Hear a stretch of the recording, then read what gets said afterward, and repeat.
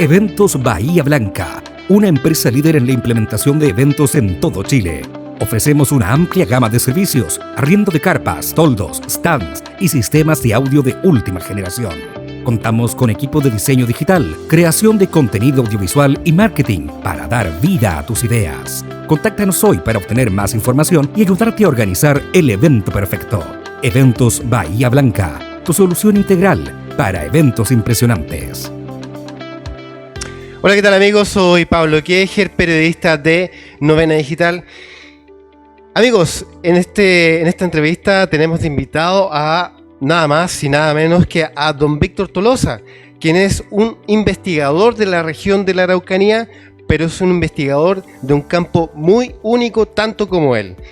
Don Víctor pasa sus días estudiando el fenómeno ovni, el fenómeno de la ufología, y junto a él vamos a estar conversando sobre lo que está ocurriendo en Estados Unidos, que si llegase a ser cierto, podría ser fácilmente la noticia del siglo. ¿Cómo le va, don Víctor? Bienvenido aquí a los estudios de Novena Digital. ¿Qué tal? Muchas gracias por la invitación, estar acá conversando con ustedes, ¿no es cierto? Sí, la verdad, tal como lo dices tú, el tema de la ufología es un tema que está hoy en día muy candente, está en todas las redes sociales, está en las noticias. Y bueno, efectivamente yo me dedico al tema de la ufología ya por muchos años. Empecé prácticamente en la década de los 90 a acumular información al respecto. Así que hoy día vamos a hablar un poco de eso, un poco de lo que está pasando en Estados Unidos, y porque realmente algo está pasando ahí, ¿no es cierto? Algo que está pasando. Nos tiene a todos medio confundidos. Medio confundido. Bueno, amigos, en esta oportunidad preparamos una pequeña nota que vamos a pasar ahora para que ustedes la vean y después de eso vamos a continuar con la entrevista. ¿Le parece? Me parece perfecto. Dale, comencemos ahí con la nota. En Chile las preocupaciones estaban puestas en el combate a los incendios que estaban azotando a 3 regiones de nuestro país. La Araucanía prácticamente estaba sufriendo por los constantes focos incendiarios. Esa era la preocupación.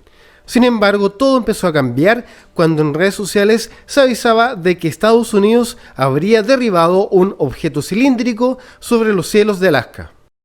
Confirmar que el Departamento de Defensa rastreaba un objeto a gran altitud sobre el espacio aéreo de Alaska en las últimas 24 horas. El objeto volaba a una altitud de 40.000 pies y causaba una posible amenaza a la seguridad de vuelos civiles. Derivado de una abundancia de precaución y una recomendación del Pentágono, el presidente Biden ordenó al ejército que derribara el objeto, y así lo hicieron, y cayó dentro de nuestras aguas territoriales. Esas aguas actualmente están congeladas, pero dentro del espacio aéreo territorial y aguas territoriales. La aeronave de combate que nos asignó el Comando Norte derribó el objeto en la última hora. ¿Otra aeronave de algún tipo? ¿Una nave, un globo o algo, fue derribado hoy? ¿De quién es? ¿Cuáles fueron las circunstancias? ¿El presidente estaba directamente involucrado, ordenando esto? ¿Y se recuperaron los restos? Voy a intentar responder, recuérdame si olvido algo. Sí, el presidente estaba completamente involucrado en esta decisión. Él dio la orden tras la recomendación de líderes del Pentágono. Él quería que se derribara. Y eso hicieron. Se valieron de aviones de combate provistos por el Comando Norte. El Pentágono tendrá más detalles más adelante esta tarde o noche, pues recién sucedió en la última hora. Le llamamos a esto un objeto porque es la mejor descripción que tenemos ahora. No sabemos de quién es, si le pertenece a algún gobierno, o alguna empresa, o es de algún privado. La noticia causó curiosidad inmediata. Las redes sociales se llenaban de especulaciones y también del supuesto video de un camión que llevaba en su carro los restos del presunto objeto derribado. Sin embargo, la situación no acababa ahí. A tan solo horas luego de haber ocurrido este incidente, los cielos del lago Hurón, cerca de la frontera entre Canadá y Estados Unidos, cerraba su espacio aéreo debido a la presencia de otro objeto cilíndrico que se encontraba en las cercanías, elemento que también fue derribado. Posterior a eso, los agentes del gobierno de Joe Biden informaron que supuestamente en los restos recuperados no había ningún elemento que los indujera a pensar de que era obra de presuntos extraterrestres. I know there have been questions and concerns about this, but there is no indication of aliens or extraterrestrial activity. With these recent takedowns, again, there is no indication of aliens or terrestrial activity with these recent takedowns. Wanted to make sure that the American people knew that, all of you knew that, and it was important for us to say that from here because we've been hearing a lot about it. Bueno, ¿qué le parece? Bueno, es bastante claro lo que expresan los periodistas, ¿no es cierto?, en este sentido. Y efectivamente el gobierno estaba enterado de la presencia de estos objetos. El primero de ellos, ¿no es cierto?, que nos enteramos que se derribó fue aquel globo enviado desde China, que era un globo que se sabía, inclusive se sabía cuándo había sido lanzado este globo, pero había un seguimiento respecto de su trayectoria y cuáles eran sus intenciones finales, ¿no es cierto?, que es por eso que finalmente se derriba este globo, que efectivamente, al parecer y por todo lo que indica, porque fue recuperado, ¿no es cierto?, ese globo, tenía fines de espionaje y que era proveniente de China.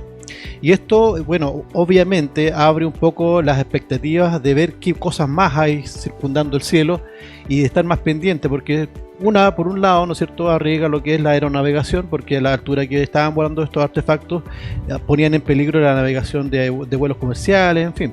Y sobre todo porque estaban en aire territorial, ¿no es cierto?, entonces tenían que tener ciertas autorizaciones. Y de ahí viene, bueno, todo este otro tema que, tal como se expresa acá en las noticias, se derriba un objeto cilíndrico y luego en el lago Hurón, ¿no es cierto?, se derriba otro objeto que tenía un aspecto romboide, que era octagonal. Ah, ya. Ese Ya. era mucho más pequeño, por lo que describe el piloto, tenía un tamaño inferior al de un vehículo. Ya. Y que además ellos dicen que colgaba una especie de cuerda o un hilo de él, lo que hacía pensar, digamos, es un globo para ellos, aunque era muy pequeño. Entonces eso era bastante difícil de poder captar. Ahora, ¿cómo los pudieron detectar? Bueno, a raíz justamente de este globo chino, se dieron cuenta que habían otras cosas más volando y tuvieron que sacar o ajustar ciertos filtros en los radares para poder captar cosas más pequeñas que estaban volando en los cielos, inclusive en nuestros cielos también nos podemos encontrar.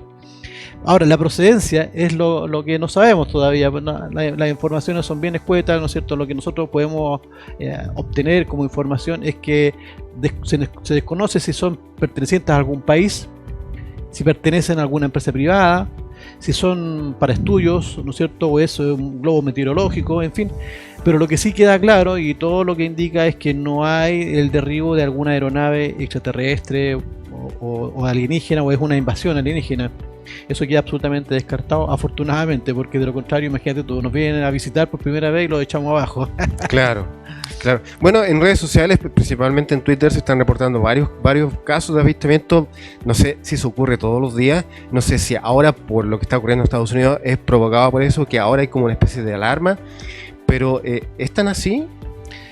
La frecuencia de estos avistamientos es bastante más de lo que uno piensa, porque basta con conversar con la gente más cercana de uno y siempre te va a contar la experiencia que tuvo la noche anterior, que vio esto, que vio pasar esto otro.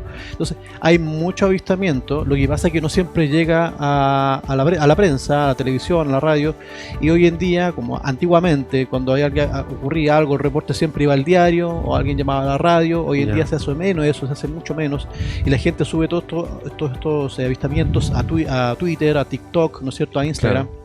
Las redes sociales en el fondo son los que están haciendo todo este tema de mostrar este material, pero sí hay una gran frecuencia, y obviamente este tipo de noticias pone de manifiesto que hay algo en el cielo y la gente está mucho más a la expectativa de poder ver algo, porque la idea de la gente es, yo quiero verlo, alguna vez quiero tener un encuentro cercano, ojalá con estos objetos, con estas luces.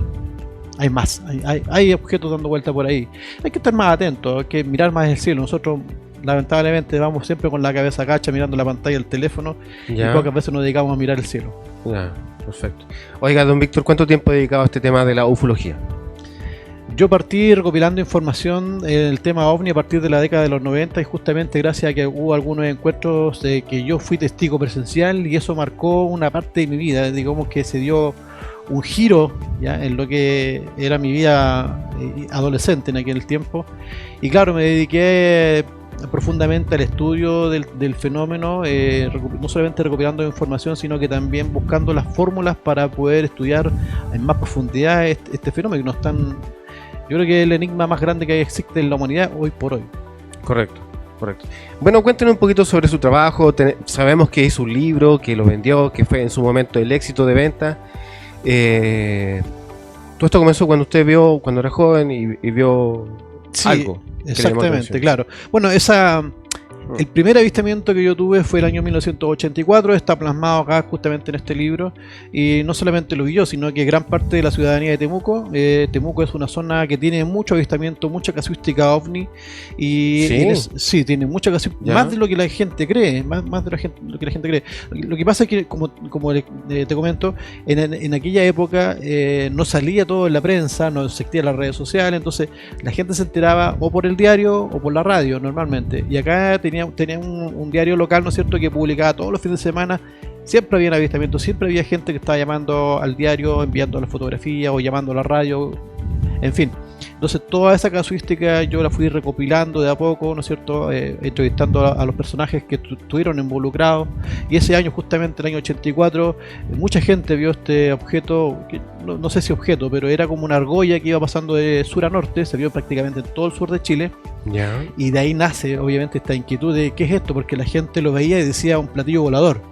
Yo en ese entonces no sabía qué era un platillo volador, no sabía ni siquiera la palabra ovni, pero me trajo tanto el tema que me puse a investigar a los años posteriores, después cuando yo entré en el liceo, y ahí recién descubrí que lo que vimos todos en ese entonces no era una nave extraterrestre, sino que era parte de la propulsión o de cuando se desprende una parte de un cohete lanzado desde una base en Rusia que es Baikonur. Y entonces, bueno, ahí dije, hay muchas cosas que hay que descubrir, hay muchas cosas que aprender de este tema, porque es interesante, pero también hay que ir separando un poco las aguas. Hay que diferenciar lo que es un ovni, lo que es un platillo volador, entre comillas, porque siempre buscamos, ¿no es cierto?, una explicación extraterrestre, y hoy en día, en realidad, cuando ya llevamos tantos años, más de 70 años investigando el fenómeno ovni, podemos pensar que quizás no tuviese un origen extraterrestre, sino que más bien un origen local. Ya, eso es un tema para largo en todo caso, ¿ya? Pero en este libro, como te comento, que yo lancé justamente en época de pandemia, cuando mi trabajo lamentablemente tuve que cerrar, ¿ya? Me encerré, ¿no es cierto? Y dije yo, es el momento de plasmar todo este material que la gente de Temuco necesita leerlo, necesita tenerlo. Así que lo plasmé en un libro. Este libro se llama Más allá de la frontera. Es un libro que tiene alrededor de 200 páginas, donde yo incluí los casos más importantes ocurridos dentro de la novena región, aquí en Temuco, en Angol, en Villarrica. Hay casos muy, muy importantes en Villarrica, en la cuarta faja de Gorbea, y están todos acá. Quedaron muchos casos fuera, por supuesto, y por eso estoy escribiendo un segundo tomo ahora. Y tenemos una agrupación además, pues yo no solamente soy investigador solo, sino que además dirijo una agrupación, que es la agrupación CEIFAC Temuco, que su sigla significa Centro de Estudio de Investigación de Fenómenos Aéreos de Chile. ¿Podemos repetir la sigla? CEIFAC. CEIFAC, los dos con C. Y la gente que nos conoce sabrá que ya llevamos varios años trabajando en hacer conferencias anuales acá en Temuco, gracias también al apoyo de la municipalidad. Siempre, más o menos siempre en febrero, nosotros hacemos una conferencia, pedimos la biblioteca municipal Galo Sepúlveda, y ahí traemos invitados de Santiago, qué sé yo, otros investigadores, y hacemos una cuenta pública, entre comillas, de lo que hemos hecho durante el año como agrupación, los casos que hemos investigado como agrupación. Y este año, obviamente hubo pandemia, 2 años que no hicimos nada, pero este año volvemos con las conferencias presenciales, así que la gente que está mirando en este momento, se viene una conferencia anual nuevamente acá en Temuco. Lo vamos a tratar de realizar, o vamos a tratar de mostrar todo los pormenores de esta conferencia, que sería la segunda semana de abril. Ya vamos a estar contando más detalles sobre eso, y esa información seguramente la vamos a publicar en nuestra página de Facebook, que es CEIFAC Temuco. Sí, aquí la estoy viendo acá en el computador. CEIFAC. Oiga, volvamos un poquito a lo que está ocurriendo en Estados Unidos. Me parece muy interesante.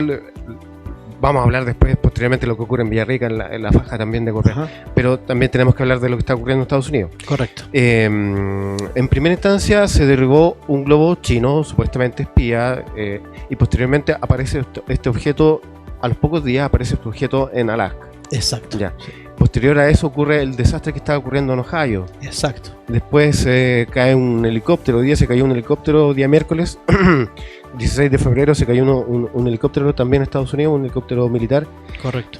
Están pasando muchas cosas en Estados Unidos. ¿Ya? Sí. Algunos dicen que es una tapadera para ocultar lo que está ocurriendo en Ohio con el desastre de los ferrocarriles, pero también vemos que hay mucho avistamiento. Entonces, les vuelvo a preguntar, ¿esto es normal? Hubo épocas en que era más que normal, pero sí hubo un periodo bastante largo en que hubo una sequía de este tipo de avistamientos, y hoy en día pasa que las potencias, sobre todo Estados Unidos, están mucho más pendientes de lo que está pasando sobre sus cielos. Una, porque hay, entre comillas, una especie de guerra fría con China, ciertos tirones también con Rusia, entonces obviamente van a estar mucho más preocupados de las cosas que cruzan por sus cielos, en este caso, ¿no es cierto?, que podrían ser algún tipo de estructura para el espionaje. No se sabe, porque ellos todavía ni siquiera saben la procedencia de estos artefactos que ellos derribaron. De hecho, no pudieron ni recuperarlo, lo que cayó ahí en Alaska ni lo que cayó en el lago Hurón, no se han podido recuperar. Hay sí algunas imágenes que pudimos ver de un camión que iba transportando algo. De hecho, Sí. han circulado muchas cosas. Hay una fotografía incluso que muestran un supuesto cilindro que cayó en la nieve, Claro. que está ahí, que fue derribado. Son fotografías que no corresponden en realidad, porque esa fotografía de hecho tiene que ver con un helicóptero que cayó en Rusia en 2018. Ah, ya. Entonces no coincide, pero sí se ocupan. Las redes sociales dan mucho para eso, para las fake news. Y claro, en el fondo la tapadera también podría servir, porque el desastre que tú comentas en Ohio, claro, tiene la escoba realmente, hay hartos animales que han muerto, la contaminación de las aguas, otro camión que también se dio vuelta con tóxicos en la carretera. Entonces, Sí. distraer en cierto modo hablando de... Porque acá no se habló en una primera instancia de globos o de espías, sino que se habló derechamente de fenómeno aéreo no identificado. Se usó la palabra ovni nuevamente, después de que mucho tiempo estuvo ausente la palabra ovni, que se está usando otra sigla que es la UAP, que es fenómeno aéreo desconocido. Sirve, entre comillas, para distraer también un poco la atención respecto de la escoba que quedó, ¿no es cierto?, con este Chernobyl 2 que le llaman también algunos. Claro. Pero sí, hay una gran frecuencia, porque no solamente en Estados Unidos, en Uruguay tuvimos el Sí. fin de semana también una aparición de luces extrañas que también la Fuerza Aérea se dedicó a ver qué estaba pasando. China, en sus aguas territoriales, también tenía la presencia de un objeto volador no identificado que estaban a punto de derribarlo. No sé qué habrá pasado con ellos. Son más herméticos también los chinos Sí. para dar la información. Rusia también derribó un objeto volador no identificado. Ya, eso no lo sabía. Y ahí... Ya. Ahí la información es mucho más escueta todavía, porque estamos hablando de Rusia, ellos no filtran demasiado, ellos hacen bien la pega, digamos, en ocultar la información. Pero hay cosas que están pasando, hay que estar más atentos al cielo y filtrar un poco. Algunas cosas pueden ser satélites, otras quizás no tanto. ¿Y cuál es la política de Chile frente a estos elementos? Porque uno puede ir a YouTube, encontrarse con el programa de Patricio Bañado, Gran programa. sí, el programa OVNI, y darse cuenta que en esa época la política de nuestro país era que si alguien sabía algo, que lo comunicara, porque ellos tampoco lo sabían. ¿Se mantiene eso hasta el día de hoy? ¿O, Sí, cambió? se mantiene, y no solamente en Chile, hay una política internacional que insta hoy en día a los pilotos a dar cuenta y a comentar y ojalá entregar informes respecto de avistamientos ovnis, porque claro, efectivamente los pilotos son las personas, entre comillas, que están más capacitados para, o son más creíbles también, porque miles de horas de vuelo, capacitados para poder discernir. Ahora, no sé hasta qué punto, porque los pilotos de los F-22 Raptor que derribaron a este objeto en Alaska ni siquiera sabían qué lo que era, o sea, quedaron con todas las dudas del mundo. O sea, eso es real. Eso es real, Ya. eso es real, eso es así. Lamentablemente acá en Chile teníamos un comité que pertenecía a la Fuerza Aérea, la DGA, ¿no es cierto?, que estaba encargado del estudio de este fenómeno OVNI, que era una agrupación gubernamental pagada por el Estado, ¿no es cierto?, para estudiar a fondo estos fenómenos OVNI, porque presentaban un riesgo para la aeronavegación de nuestros vuelos comerciales. Pero desgraciadamente algo pasó ahí, que este comité de gran importancia bajó de nivel y hoy en día es una sección de un museo en Santiago, y la verdad que los recursos también bajaron, por lo tanto el tema dejó de tomarse con la seriedad que debería tomarse, Ya. y eso la verdad que para mí es lamentable. Claro. Ahora, ¿por qué ocurre esto? ¿Por qué se bajan los presupuestos a un tema que es importante? en materia de defensa, imagino. Yo lo veo desde el punto de vista como investigador. Sí. Nosotros llevamos, como te digo, los investigadores en general, en el mundo, llevamos más de 70 años a la siga de este fenómeno, desde la década del 47, cuando se produce el evento de Roswell, y hasta el día de hoy no hemos logrado avanzar o muy poco respecto del origen de estos fenómenos. Y yo creo que, claro, como gobierno se dice, bueno, a lo mejor estamos invirtiendo mucha plata en pagarle a esta gente, en recursos. Claro, podemos documentar lo que está pasando, pero no llegamos a ningún puerto. No, quizás es plata perdida, entre comillas, porque hasta el momento ninguno de estos fenómenos ha intervenido o ha dañado o nos ha dificultado o nos ha disparado, ¿no es cierto?, alguna de nuestras naves. Entonces, pienso yo que puede ser por ese lado, que es una forma de ahorrar dinero y en un fenómeno que lamentablemente hasta el día de hoy no tenemos ni siquiera los recursos para poder darle una respuesta a la gente, que igual tanto tiempo, la gente dice, pero si han habido tantos encuentros ovnis, ¿por qué no hay ninguna respuesta? ¿Por qué no tenemos ninguna foto? ¿No tenemos un buen video? Todos los videos son de mala calidad. Claro. No tenemos ninguna prueba fidedigna de que esto... Ya. Tenemos que remitirnos lamentablemente a creer en el testimonio de las personas que han estado frente a este fenómeno. Ya.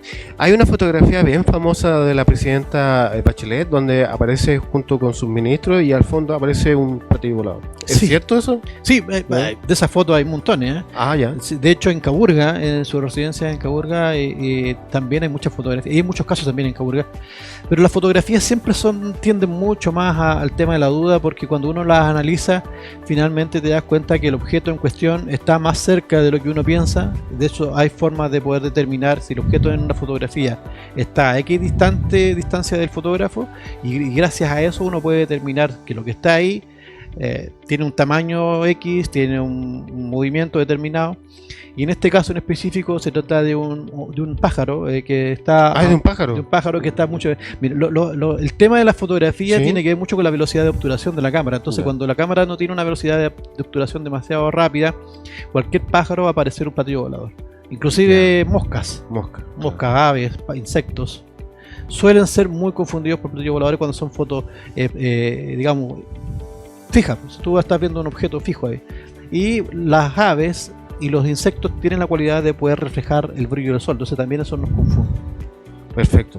Bueno, amigos, vamos a una pequeña pausa comercial de nuestro auspiciador principal, Eventos Bahía Blanca. Ya volvemos.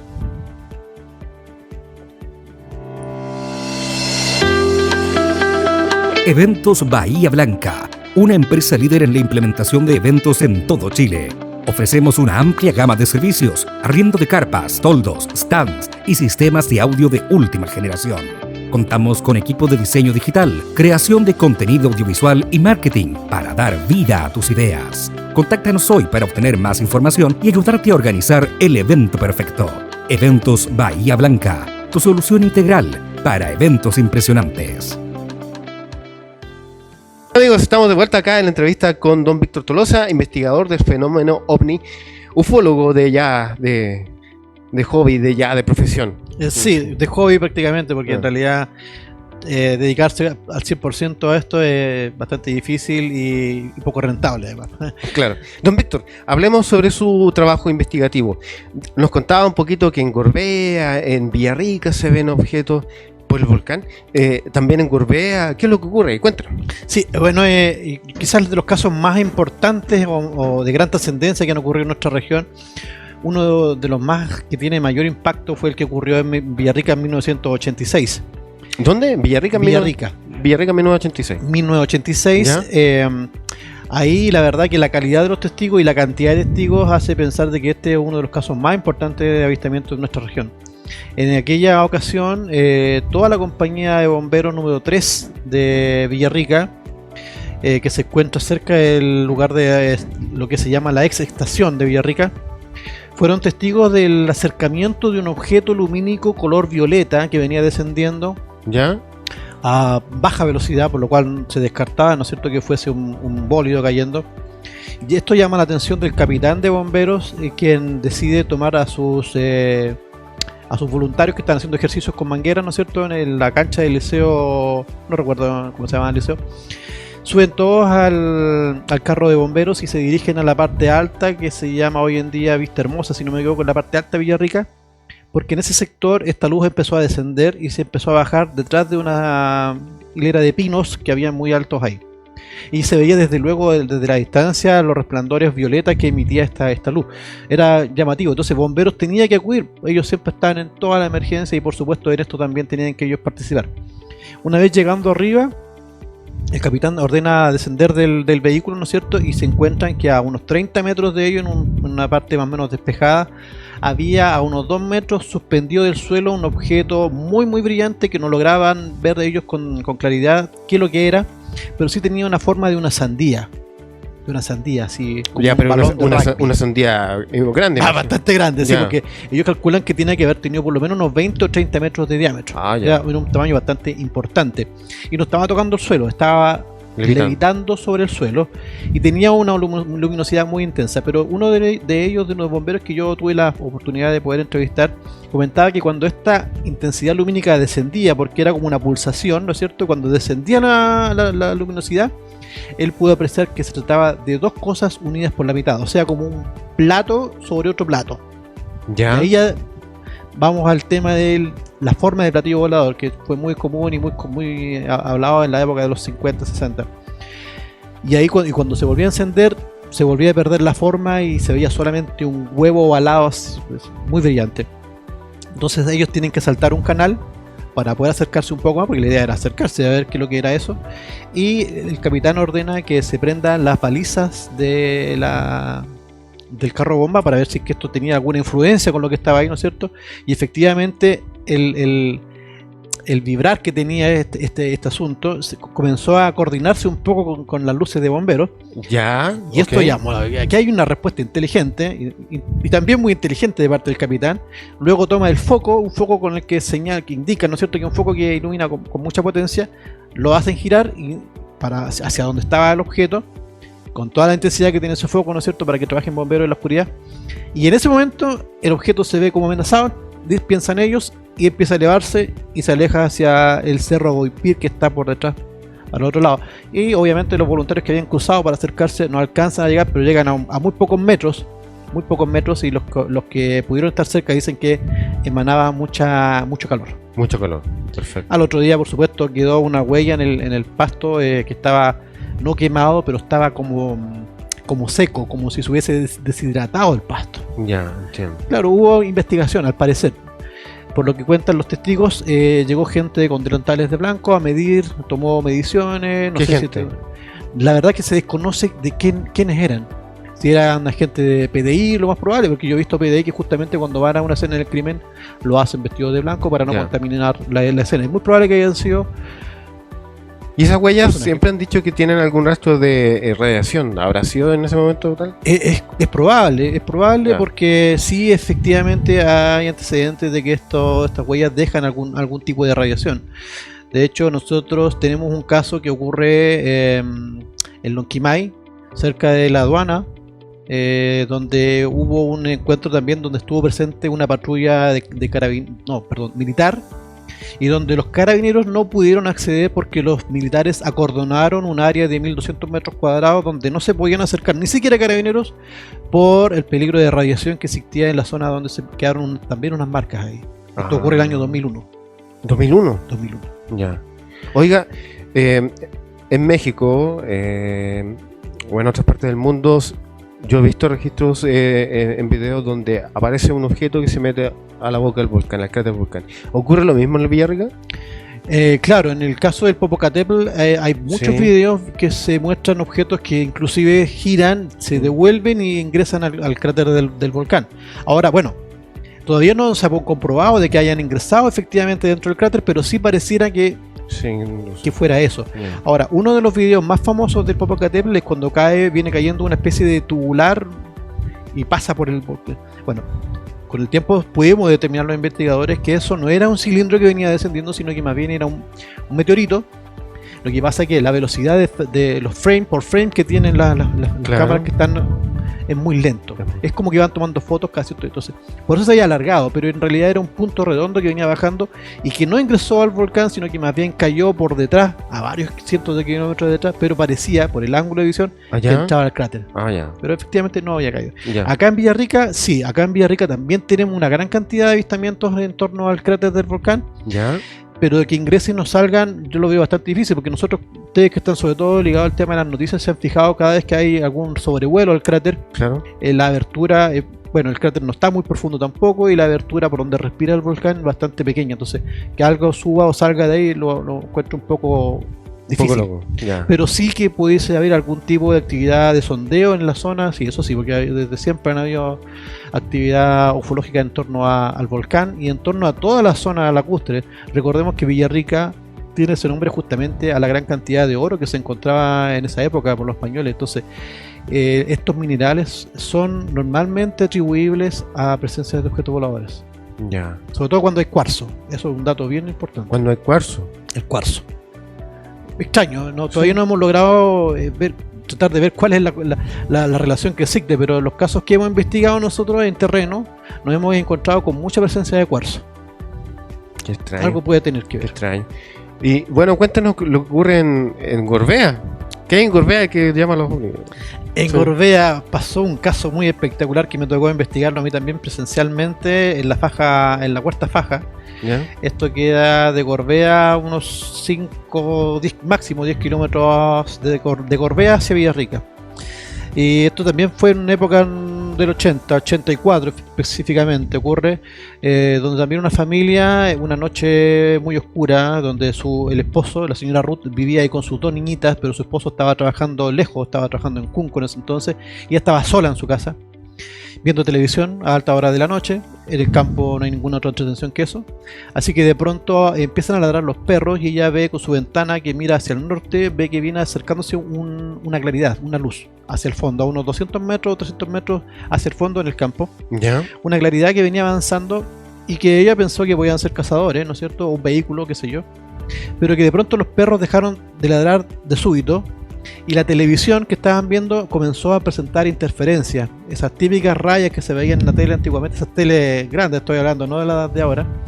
Y finalmente la tele se apagó, se echó a perder la tele y no se vio más. Ya eso les llamó la atención, y cuando ella se asoma a mirar por la ventana se da cuenta que este objeto venía avanzando y se detiene en un lugar determinado, y esta luz empieza a bajar su intensidad y se da cuenta que arriba, en su parte superior, tiene una especie de faro. Y con esta luz daba vuelta, giraba y enfocaba un cerro que está atrás, y enfocaba su casa, y cada vez que el rayo pasaba por su ventana, en la casa parecía que estaba de día. O sea, una luz muy muy potente que dice que el cerro que estaba al frente se podía ver perfectamente todo, los árboles, todo clarito, y estábamos hablando de noche. Eso ya le asustó demasiado, tanto que mandó a su hija a dormir, se fueron a acostar, las niñas se metieron debajo de la cama asustadas porque ya era algo muy raro, no se escuchaba ruido, los perros estaban asustados, los caballos estaban asustados. Cuando los animales se asustan es porque hay algo que no es normal en el lugar. Y ese asunto estuvo ahí toda la noche, desde las 11 aproximadamente hasta las 5 de la mañana, y la señora Ruth no se separó de la ventana cuidando a sus niñitas, nunca se separó de la ventana, de vez en cuando se escondía detrás de la cortina, y cuando empezó a amanecer, cuando ya los pajaritos empezaron a cantar, logró ver que ese asunto, que esa luz tenía una forma sólida debajo, y que es esta forma. Y que de hecho esta portada, la portada que nosotros hicimos, que diseñamos para el libro, está inspirada justamente en el caso de la señora Ruth de la cuarta faja. Es un platillo volador con todo su tal cual, digamos, ¿ya? Y lo vio ella de día y se empezó a mover desde frente de ella unos 300 metros en diagonal hacia su casa, y cuando ya se acercó por detrás de un granero, pasó cerca de una copa de agua a unos 50 metros de altura y a unos 30 metros de distancia de ella. O sea, muy cerca. Y claro, ahí lo vio, me dijo: yo te juro que lo que vi era metálico, no tenía alas, no tenía ningún motor, era silencioso, era plateado, brillaba al sol, no tenía ventanas, absolutamente nada, pero avanzó unos metros por el pasillo, se devolvió, y cuando volvió al punto donde yo tenía más cerca, se fue rumbo hacia la costa, pero a una velocidad que yo te digo que yo lo veía de unos 15 metros o 20 metros de diámetro, y cuando se fue ya lo veía como un punto disparado hacia la costa.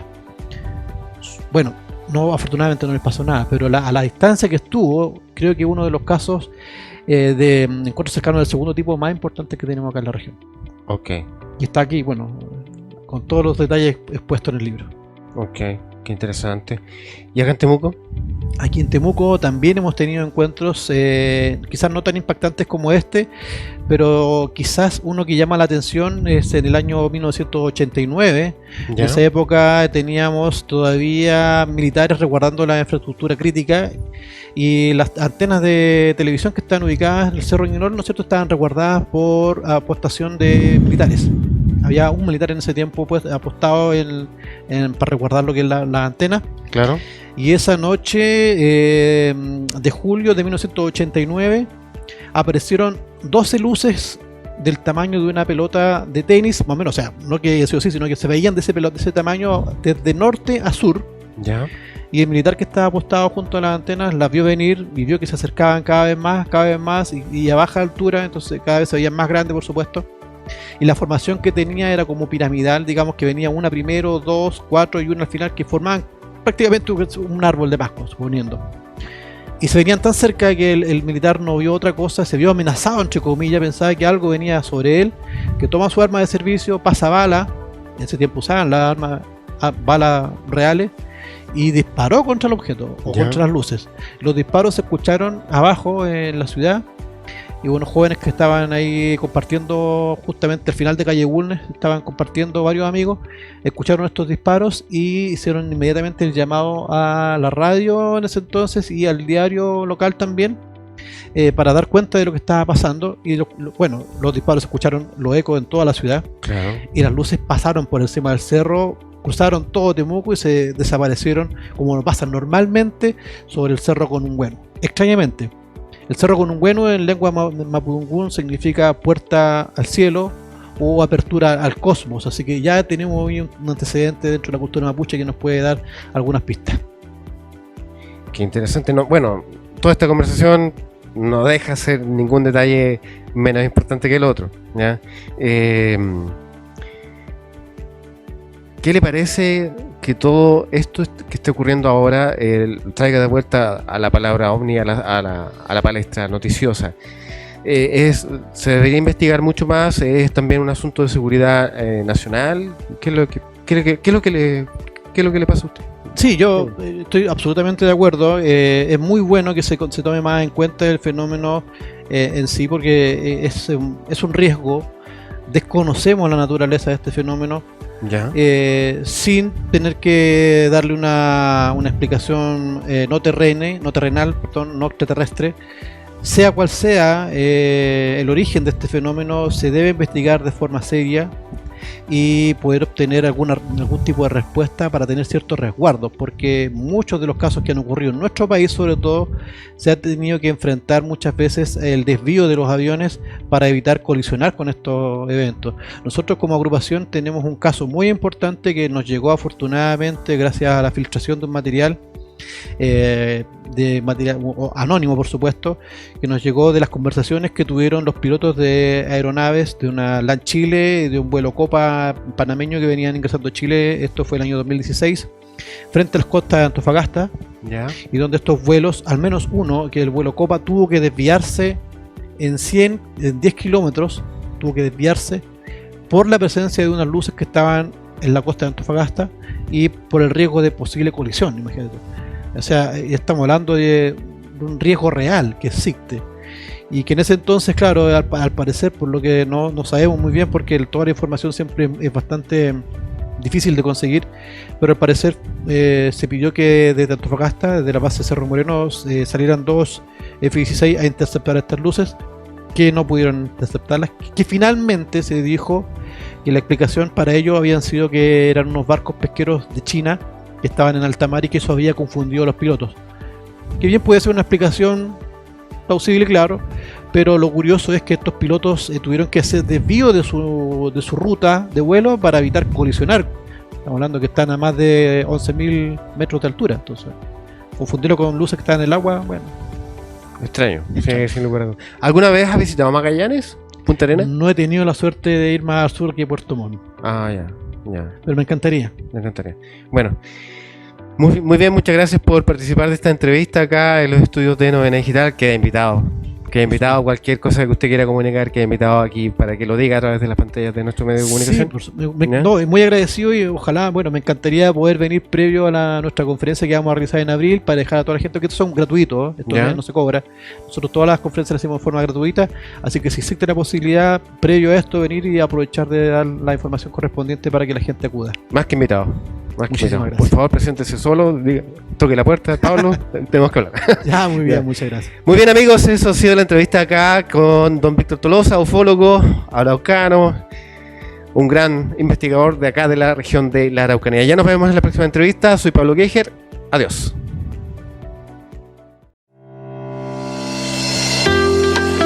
Eventos Bahía Blanca, una empresa líder en la implementación de eventos en todo Chile.